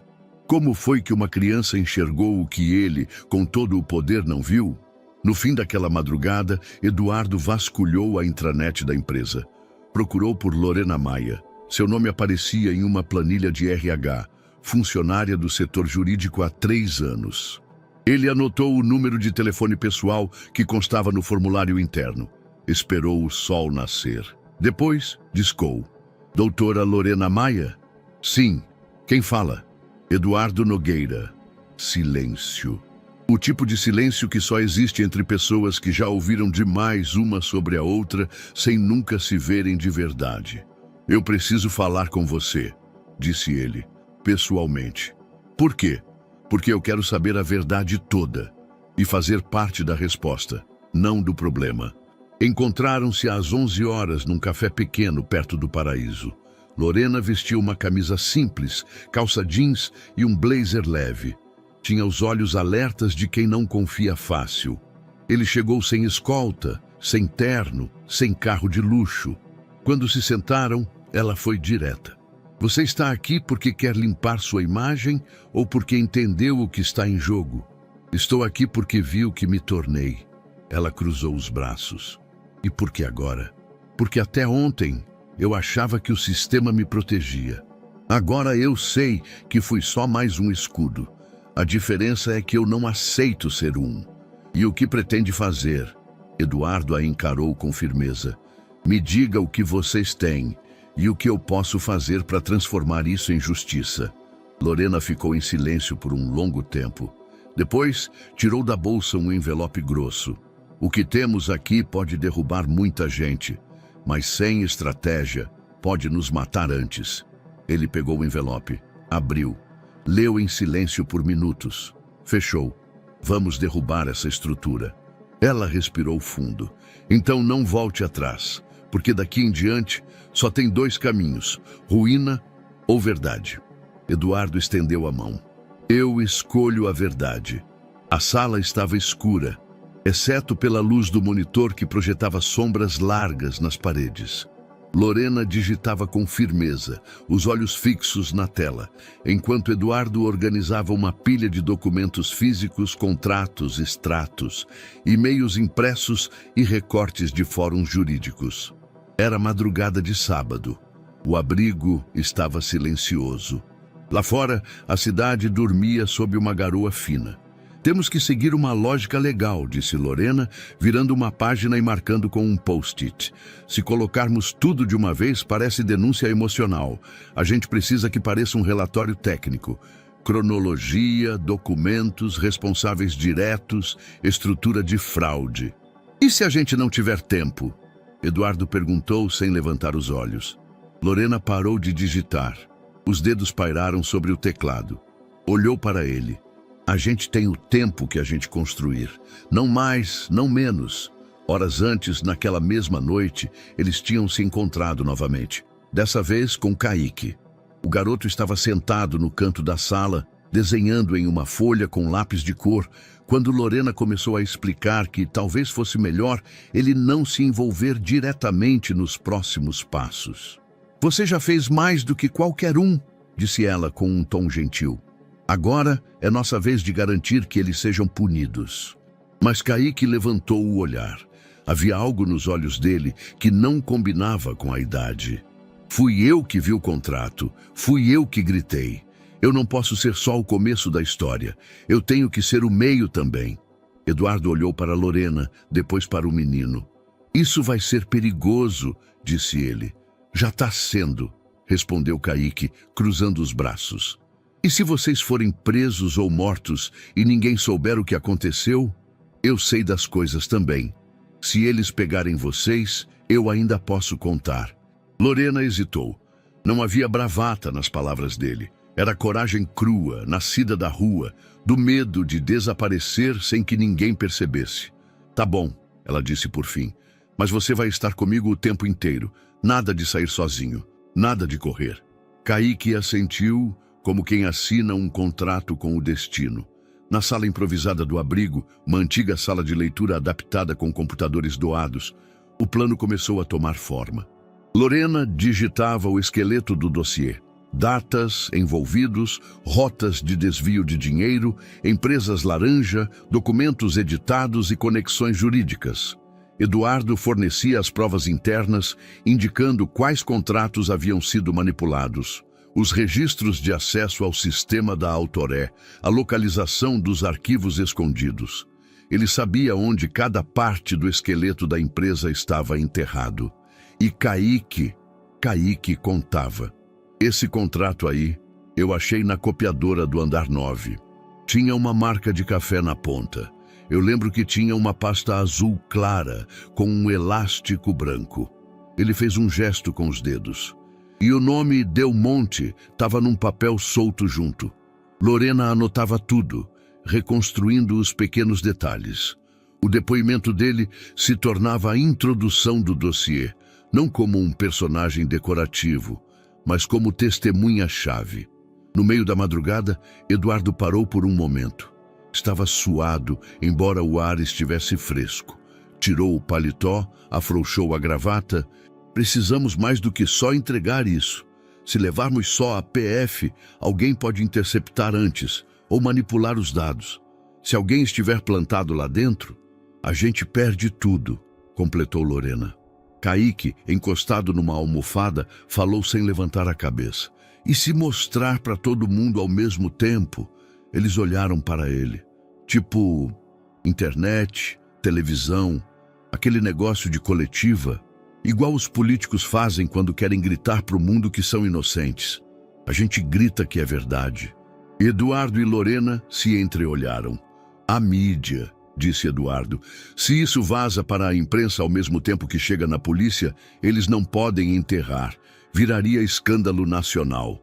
Lorena assentiu lentamente. Vamos montar 2 versões do dossiê. Uma técnica com todos os anexos para entregar à PF e uma versão acessível, com resumo, vídeos e provas-chave para distribuir à imprensa. Kaique sorriu. Tipo bomba. Quando aperta, explode em todo canto. Eduardo respirou fundo. Então é isso. A gente joga tudo. E depois, aconteça o que acontecer, o país vai saber. O sol começava a nascer quando Eduardo imprimiu a última página do relatório principal. Kaique dormia no sofá, com a cabeça encostada na lateral da estante. Lorena revisava os dados com uma caneta vermelha. Do lado de fora, um novo dia nascia. Mas ali dentro, o mundo já tinha mudado. Eles sabiam que o risco agora era absoluto, mas também sabiam, finalmente, que não estavam mais sozinhos. E a verdade, enfim, estava prestes a ser dita. O carro preto freou suavemente na lateral do Tribunal Federal. O céu estava nublado e o ar parecia mais denso naquela manhã. Da calçada até a escadaria do prédio, uma barreira de segurança fora montada. Repórteres e cinegrafistas se acotovelavam, tentando capturar qualquer imagem que pudesse antecipar o momento. O menino que fez o país parar estava ali dentro. Kaique ajeitou a gola do moletom emprestado. O tecido era novo, mas desconfortável. Tudo nele coçava. A roupa limpa, os sapatos de sola firme, a quantidade de olhares. Ao seu lado, Lorena caminhava com passos firmes, segurando sua mão com uma tensão contida. 2 agentes federais fechavam a retaguarda. Assim que a porta do veículo se abriu, o tumulto explodiu em flashes. É ele! Kaique! É verdade que tentaram te matar? Como você descobriu? Você confia no Eduardo? As perguntas batiam como chuva em telhado velho. Kaique abaixou o rosto, mas continuou andando. Não podia parar agora. Dentro do tribunal, o ambiente era outra coisa. A tensão não vinha de vozes, mas da contenção. Cadeiras enfileiradas com precisão cirúrgica, juízes togados, promotores com laptops, servidores públicos cochichando enquanto conferiam documentos. Câmeras registravam tudo, embora discretas. Não era um julgamento comum. Era um acontecimento de interesse nacional. Kaique entrou pela porta lateral. Suas passadas ecoaram no mármore. Havia algo de solene na forma como ele cruzou aquele chão, como se atravessasse a infância para sempre. O juiz-presidente, um homem com rosto austero e barba cuidadosamente aparada, ergueu os olhos de seus papéis e o acompanhou com o olhar.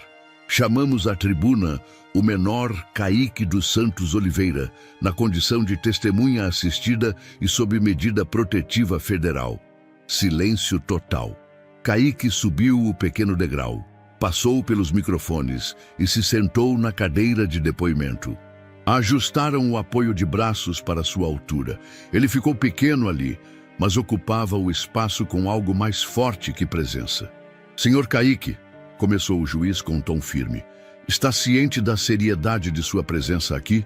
Tô sim, senhor. Está pronto para contar sua versão dos fatos? Eu tô. Então, pode começar. A voz de Kaique tremeu nas 2 primeiras palavras, mas se estabilizou depois. Eu morava na rua com minha mãe. Ela é faxineira. Trabalhava num prédio grande à noite, a empresa Autoré. A gente dormia em lugares escondidos. Eu entrava sem ninguém ver, dormia perto das copiadoras. Ninguém ligava para mim. Um dia achei um papel.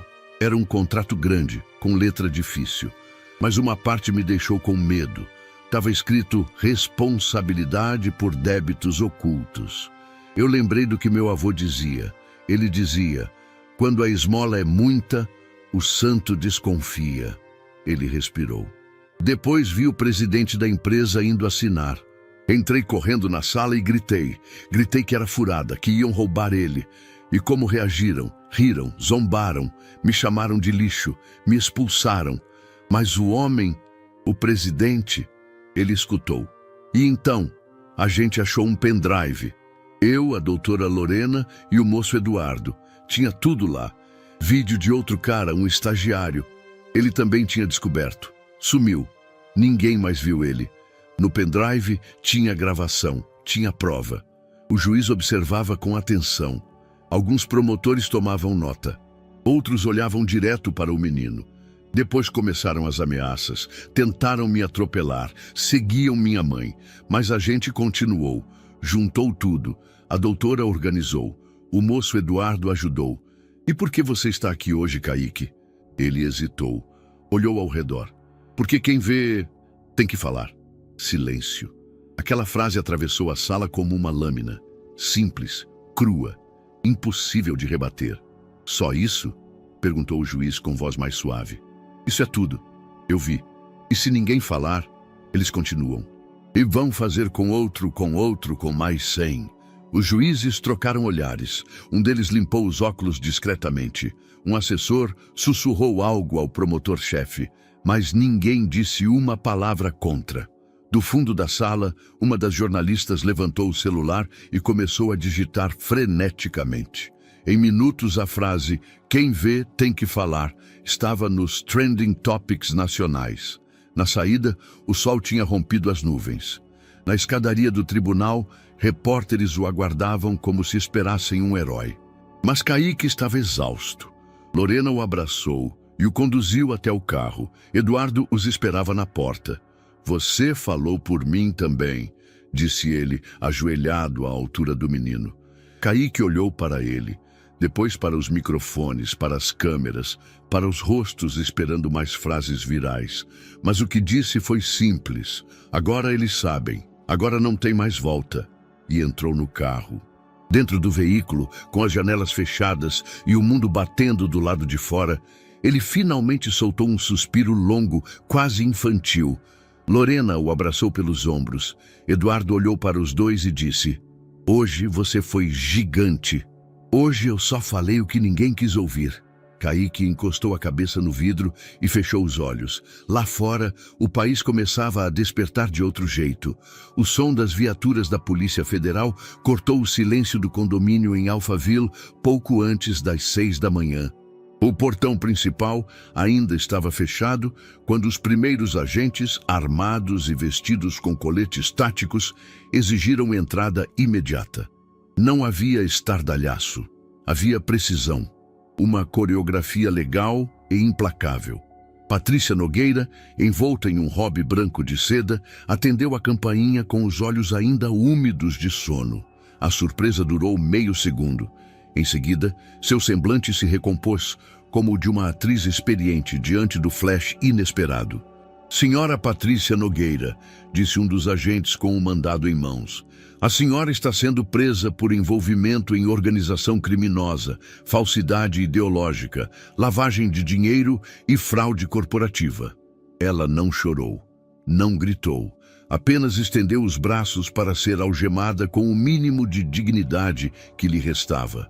Marcos Del Monte foi localizado 2 horas depois em um flat de luxo na Avenida Faria Lima. Tentava embarcar em um carro de aplicativo com uma mochila contendo dólares, cartões clonados e documentos adulterados. A prisão foi rápida e silenciosa. A repercussão começou ainda antes das 8 da manhã. Os noticiários interromperam a programação para anunciar as prisões.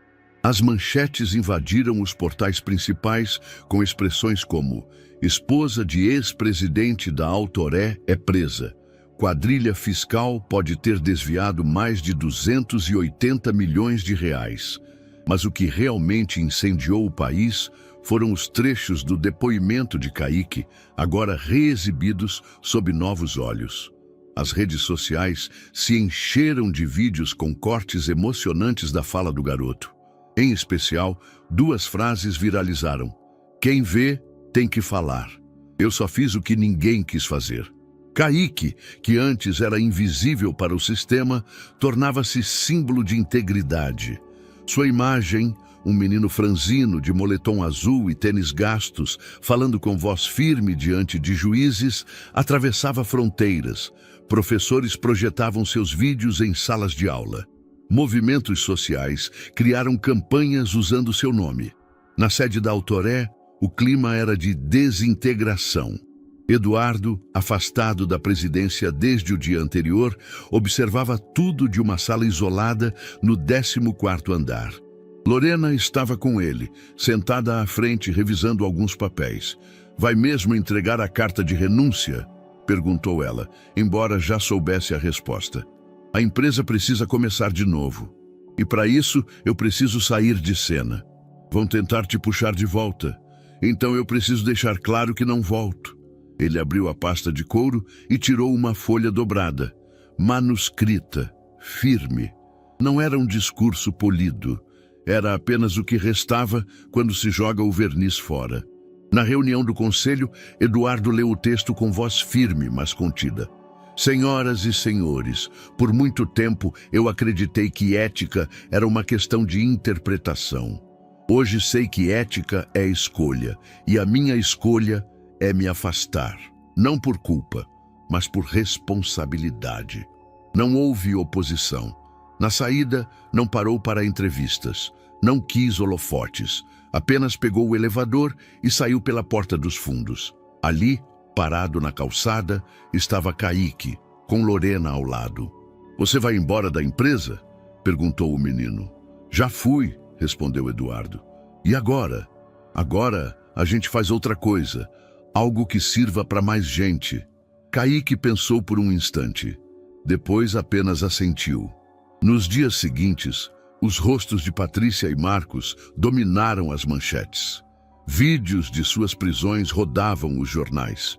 Os promotores detalhavam as manipulações, os contratos fictícios, as empresas laranjas e os riscos calculados que poderiam ter destruído outras companhias inteiras. Enquanto isso, Kaique virava o rosto de algo maior. Em Brasília, um grupo de jovens levantava faixas com seu nome. Em Salvador, estudantes escreviam cartas pedindo que ele fosse homenageado oficialmente. Em São Paulo, um mural em grafite foi pintado em sua homenagem, com as palavras "Verdades pequenas quebram mentiras gigantes". No abrigo, no entanto, a rotina seguia modesta. Kaique continuava dormindo na mesma cama, dividindo o armário pequeno, ajudando os menores a lavar os pratos. Lorena insistia para que ele descansasse, mas ele não queria. Eles me escutaram, mas agora é que o barulho começa. Eduardo o visitava com frequência. Sentavam-se juntos no pátio. Falavam pouco. Você já pensou no que quer ser? Perguntou Eduardo em uma dessas tardes. Eu só queria estudar, respondeu. O resto a gente vê depois. Eduardo sorriu. Isso já é mais do que muita gente pensou na vida inteira. A queda dos gigantes não foi apenas jurídica, foi simbólica. Patrícia e Marcos foram transferidos para unidades federais de segurança. Os bens foram bloqueados. A Autoré anunciou reformulação. O nome da empresa foi retirado da fachada temporariamente. E no meio de tudo havia um menino. Um menino que um dia gritou. E o mundo, enfim, teve que escutar. Era madrugada no abrigo. Os colchões estavam alinhados, o ar parado. Mas Kaique, deitado, não dormia.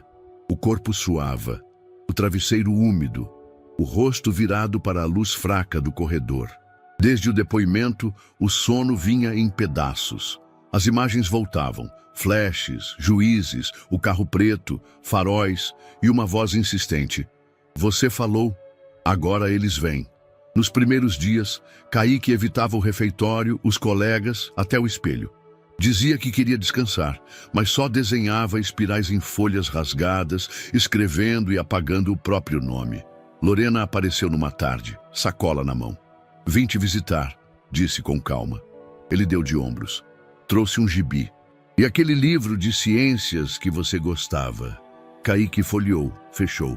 Pra quê? Estudar não muda nada. Por que diz isso? Porque mesmo depois de falar tudo, minha mãe ainda tem medo. Eu também. Eles foram presos. Mas e se saírem? E se outro aparecer? Ela serviu um chá. Você me ensinou que coragem não é ausência de medo. É agir apesar dele. Ele bebeu em silêncio. Queria ser só criança de novo. Mas você ainda é. Criança não fala no tribunal. Lorena respirou fundo. Então começa de novo. Com medo mesmo, mas começa. Mais tarde, a mãe de Kaique chegou. Cansada, fardada, mas firme.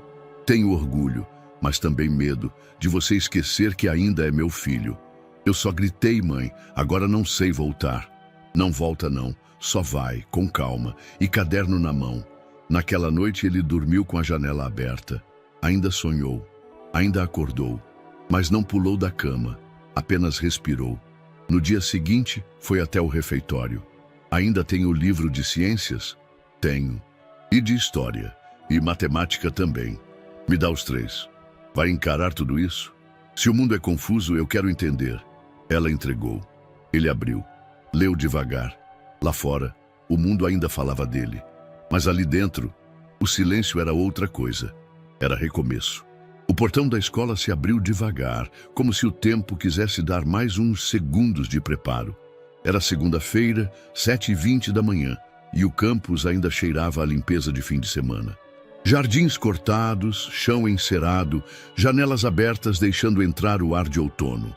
Kaique desceu do carro com a mochila nova nas costas, ainda rígida, sem dobras, e os olhos tentando capturar tudo ao mesmo tempo. O prédio era amplo, de 2 andares, com vidros modernos e cores neutras. Uma escola de elite, um lugar que até pouco tempo atrás ele só teria visto por fora. Vai dar certo, disse Lorena ao lado dele. Ela o acompanhava naquele primeiro dia. E se não der, a gente tenta de novo no dia seguinte. Ele assentiu, mas a garganta estava seca. Ao entrar no hall, tudo parecia longe da realidade que conhecia. Os alunos usavam uniformes com bordados nos bolsos. Falavam baixo, mexiam em tablets, organizavam livros em estojos caros. Ninguém correu, ninguém gritou. Era como se todos tivessem ensaiado aquele começo de aula. Kaique caminhou até a secretaria, apresentou o nome. A funcionária sorriu, entregou o crachá de identificação e apontou para um rapaz de camisa azul clara. Aquele ali é o Enzo. Vai te mostrar o colégio. Enzo o cumprimentou com um sorriso polido. Bora, Kaique. Pode ser. Subiram as escadas em silêncio. Kaique percebeu os olhares, nada escancarado, mas estavam ali. Olhares prolongados demais, cochichos curtos, curiosidade disfarçada. Você é o menino lá, né? Perguntou Enzo, quase sussurrando no corredor. O da história. Sou. De maneira o que você fez. Não fiz para ser maneiro. Enzo pareceu sem saber o que dizer. Parou em frente a uma porta. Esse é o seu quarto. Aqui os bolsistas têm quartos próprios. Por questão de adaptação, disseram. Kaique girou a maçaneta. O quarto era pequeno, mas só dele. Cama arrumada, estante com prateleiras vazias, uma mesa de estudos, uma luminária, um armário com etiquetas numeradas. Pela janela, via-se o jardim dos fundos. Ele largou a mochila no chão. Andou devagar pelo espaço. Passou a mão no lençol. Tocou os livros que haviam deixado sobre a escrivaninha. Não era casa, ainda não. Mas era silêncio, teto, cama. Era começo. A primeira aula foi de matemática. O professor pediu para que os alunos se apresentassem um por um. Quando chegou a vez de Kaique, ele apenas disse: "Meu nome é Kaique." Silêncio. O professor fez que sim com a cabeça. Um garoto do fundo soltou baixo: "Esse aí foi criado pela Globo." Outro riu. Kaique fingiu que não ouviu, mas ouviu e sentiu. No intervalo, ele ficou sozinho no pátio, sentado perto da quadra. Um grupo passou por ele cochichando. Alguém deixou cair de propósito um pacote de bolacha perto dele. Quando Kaique não pegou, um deles comentou: "Ah, não tá com fome hoje?" Ele levantou. Não respondeu. Apenas pegou um livro e começou a ler ali mesmo. Na aula de ciências, o professor propôs um desafio: identificar a causa de um problema ambiental fictício com base em pistas em gráficos. Metade da sala ficou perdida. Kaique, após 10 minutos em silêncio, levantou a mão. O problema não é o esgoto, é o plástico não reciclado que altera a composição do solo. O gráfico 2 mostra que a curva começa a mudar só depois que o descarte de embalagens triplica. Tá no rodapé da imagem. O professor arqueou as sobrancelhas. Exato. A sala virou para ele. Um dos garotos mais falantes soltou: "Pô, o menino manja mesmo." Kaique apenas voltou a olhar o papel, mas por dentro algo vibrava. Ao fim do dia, Lorena o aguardava no portão. Ele entrou no carro em silêncio. "E aí? Foi difícil. E agora? Amanhã tem mais." Ela sorriu, ligando o carro. "E o quarto?" "É só meu", disse com voz baixa, mas segura. Era como se aquela simples frase carregasse algo enorme, algo que ele nunca pôde dizer antes. Naquela noite, Kaique não teve pesadelos. Leu até tarde, deixou a luminária acesa e, pela primeira vez desde o tribunal, dormiu de verdade. Era uma quinta-feira nublada, quando o professor de português entregou uma nova proposta de atividade. Todos os alunos deveriam escrever um pequeno artigo de opinião para o jornal da escola. Tema livre. Pode ser algo que vocês vivenciaram, algo que mexe com vocês. Mas tem que ser honesto, texto de verdade. Alguns colegas resmungaram, outros já planejavam textos sobre política estudantil ou críticas aos aplicativos de entrega. Kaique pegou a folha em branco e ficou em silêncio por longos minutos. Depois, escreveu um título com letra firme no topo da página. As Crianças Invisíveis. Escreveu sem pressa, de um só fôlego. Não com vocabulário rebuscado, mas com precisão. Falou de noites dormindo em caixas de papelão, do gosto de comida distribuída por voluntários, da vergonha de pedir, do medo constante de sumir e ninguém notar. A gente não desaparece quando morre, a gente desaparece quando ninguém vê. Entregou o texto sem fazer cópia, nem tirar foto. Só soube que havia sido publicado no jornal da escola uma semana depois, quando colegas começaram a cumprimentá-lo no corredor com olhares diferentes. Menos de curiosidade, mais de respeito. O artigo foi parar no site da escola. No fim de semana, viralizou em um grupo de professores do estado. Em menos de 10 dias, estava nas redes sociais. Na segunda-feira seguinte, o coordenador do colégio chamou Kaique na sala da direção. Sobre a mesa, uma pilha de envelopes. São para você. O quê? Cartas de meninos, de abrigos, de centros sociais, de escolas públicas, de outros estados. Ele pegou a primeira. A letra era tremida, cheia de erros, mas verdadeira. Eu moro no albergue aqui em Vitória. Eu li o que você escreveu. É como se tivesse contado a minha vida. Eu achei que só eu sentia isso. Obrigado por falar por mim. Assinava Luan, 10 anos. A segunda carta vinha do interior do Ceará. A terceira do sul de Minas.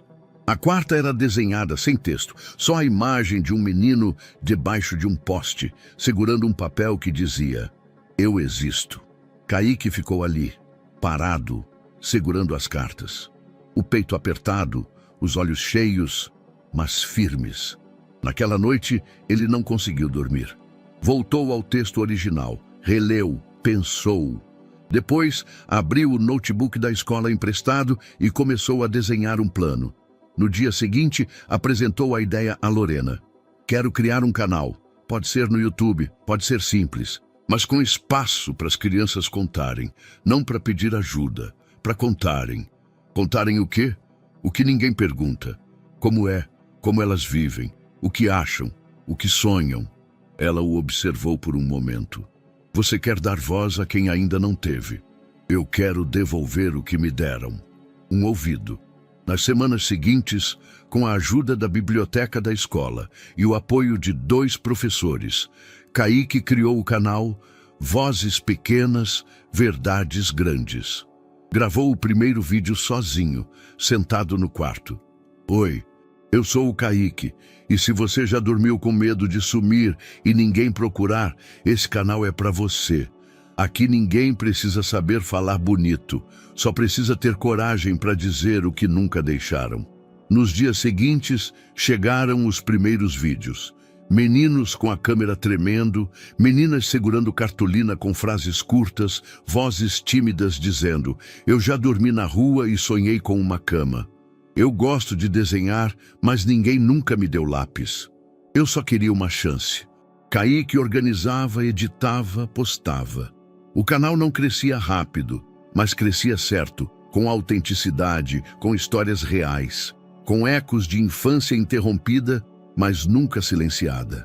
No final do mês, ao caminhar pelos corredores da escola, um grupo de colegas o parou. Ei, disse um deles, o último vídeo, aquele do menino do Recife. Eu chorei. E minha mãe também, Kaique sorriu. Ele só queria ser ouvido, pois agora está sendo.